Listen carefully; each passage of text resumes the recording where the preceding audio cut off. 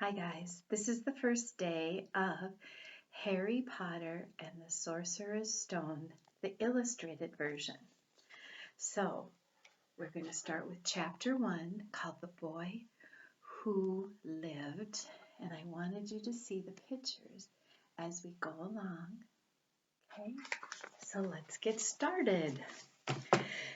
Mr. and Mrs. Dursley of number 4 Privet Drive were proud to say that they were perfectly normal.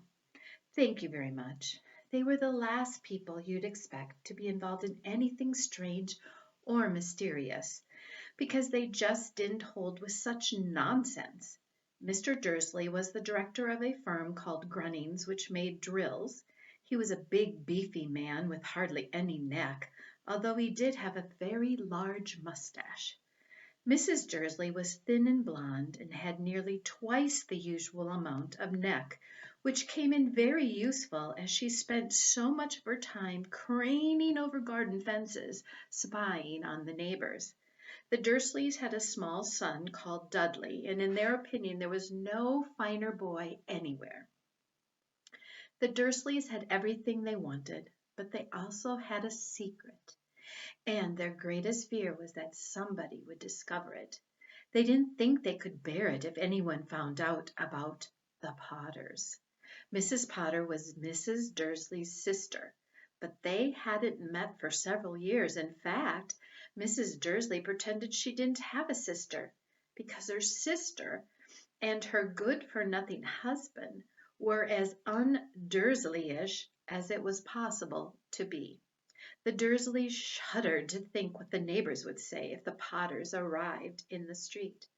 The Dursleys knew that the Potters had a small son too, but they had never even seen him. This boy was another good reason for keeping the Potters away. They didn't want Dudley mixing with a child like that. When Mr. and Mrs. Dursley woke up on the dull, gray Tuesday, our story starts. There was nothing about the cloudy sky outside to suggest that strange and mysterious things would soon be happening all over the country. Mrs. Dursley hummed as he picked out his most boring tie for work, and Mrs. Dursley gossiped away happily as she wrestled a screaming Dudley into his high chair. None of them noticed a large, tawny owl flutter past the window. At 8:30, Mr. Dursley picked up his briefcase, pecked Mrs. Dursley on the cheek, and tried to kiss Dudley good-bye, but missed, because Dudley was now having a tantrum and throwing his cereal at the walls. "Little tyke," chortled Mr. Dursley as he left the house. He got into his car and backed out of number 4's drive. It was on the corner of the street that he noticed the first sign of something peculiar: a cat reading a map. There we go.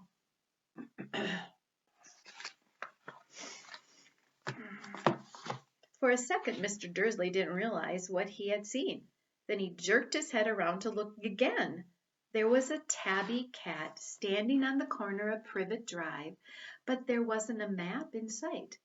What could he have been thinking of? It must have been a trick of the light. Mr. Dursley blinked and stared at the cat. It stared back. As Mr. Dursley drove around the corner and up the road, he watched the cat in his mirror. It was now reading the sign that said Privet Drive. No, looking at the sign. Cats couldn't read maps or signs. Mr. Dursley gave himself a little shake and put the cat out of his mind. As he drove towards town, he thought of nothing except a large order of drills he was hoping to get that day. But on the edge of town, drills were driven out of his mind by something else. As he sat in the usual morning traffic jam, he couldn't help noticing that there seemed to be a lot of strangely dressed people about. People in cloaks. Mr. Dursley couldn't bear people who dressed in funny clothes, the get-ups you saw on young people. He supposed this was some stupid new fashion. He drummed his fingers on the steering wheel, and his eyes fell on a huddle of these weirdos standing quite close by. They were whispering excitedly together. Mr. Dursley was enraged to see that a couple of them weren't young at all. Why, that man had to be older than he was, and wearing an emerald green cloak. The nerve of him! And then it struck Mr. Dursley that this was probably some silly stunt.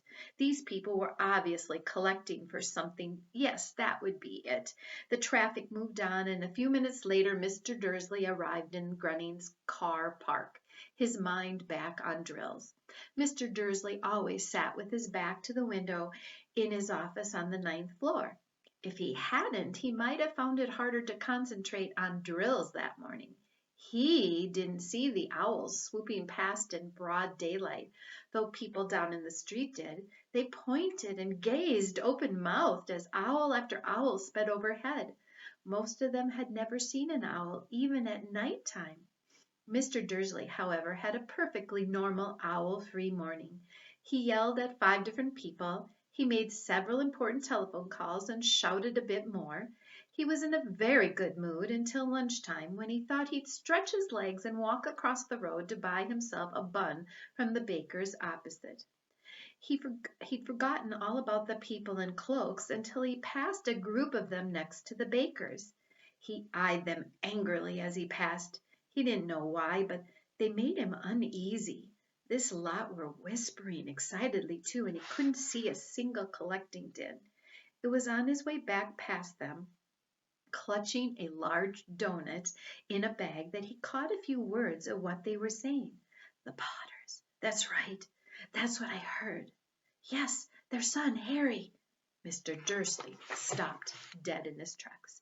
Fear flooded him. He looked back at the whisperers as if he wanted to say something to them, but thought better of it. He dashed back across the road, hurried up to his office, snapped at his secretary not to disturb him, seized his telephone, and had almost finished dialing his home number when he changed his mind. He put the receiver back down and stroked his mustache, thinking, no, he was being stupid. Potter wasn't such an unusual name. He was sure there were lots of people called Potter who had a son called Harry. Come to think of it, he wasn't even sure his nephew was called Harry. He'd never even seen the boy. It might have been Harvey or Harold. There was no point in worrying Mrs. Dursley. She always got so upset at any mention of her sister like that. But all the same, those people in cloaks?